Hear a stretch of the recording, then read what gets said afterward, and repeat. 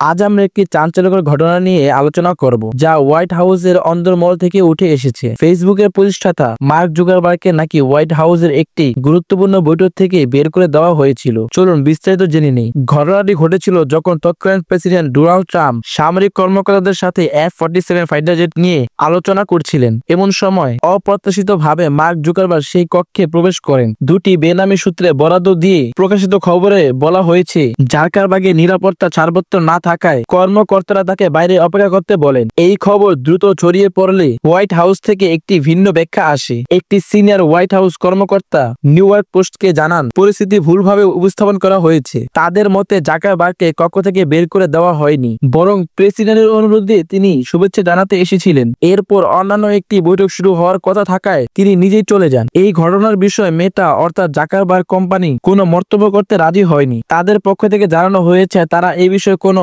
বিবৃতি দিবে না। মার্ক জুকারবার্গকে নিয়ে হোয়াইট হাউসে এই ঘটনার এখনো আলোচনার কেন্দ্রবিন্দু রয়েছে। পরবর্তী আপডেট জন্য চোখ রাখুন আমাদের চ্যানেলে।